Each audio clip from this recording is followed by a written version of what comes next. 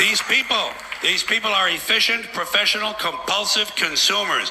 They think of that as their national pride. It's their civic duty. Consumption. It's the new national pastime. Fuck baseball. It's consumption. The only true, lasting American value that's left, buying things. Buying things. People spending money they don't have on things they don't need. Money they don't have on things they don't need. So they can max out their credit cards and spend the rest of their lives paying 18% interest on something that costs $12.50. And they didn't like it when they got it home anyway. Not too bright, folks. Not too fucking bright. But if you talk to one of them about this, if you isolate one of them, you sit them down rationally, and you talk to them about the low IQs and the dumb behavior and the bad decisions, right away they start talking about education. That's the big answer to everything. Education. They say we need more money for education. We need more books, more teachers, more classrooms, more schools. We need more testing for the kids. And you say to them, well, you know, we've tried all of that, and the kids still can't pass the test. They say, oh, don't you worry about that. We're going to lower the passing grades.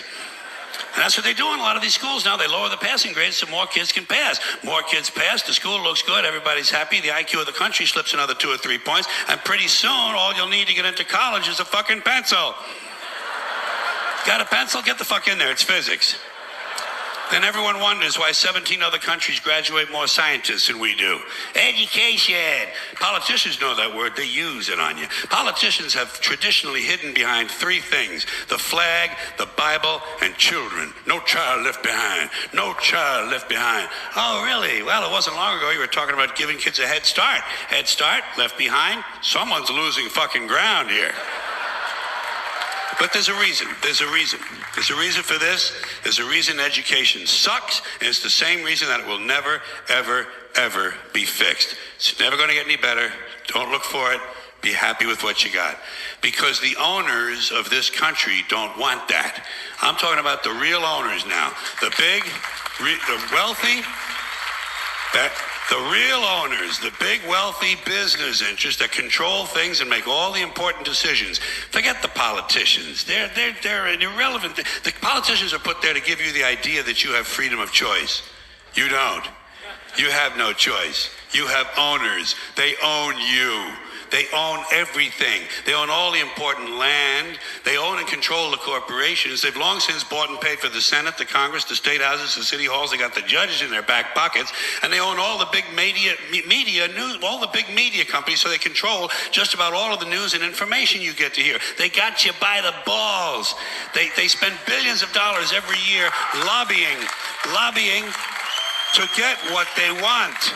Well, we know what they want. They want more for themselves and less for everybody else. But I'll tell you what they don't want. They don't want a population of citizens capable of critical thinking. They don't want well-informed, well-educated people capable of critical thinking. They're not interested in that. That doesn't help them. That's against their interest. That's right. You know something? They don't want people who are smart enough to sit around the kitchen table and figure out how badly they're getting fucked by a system that threw them overboard 30 fucking years ago.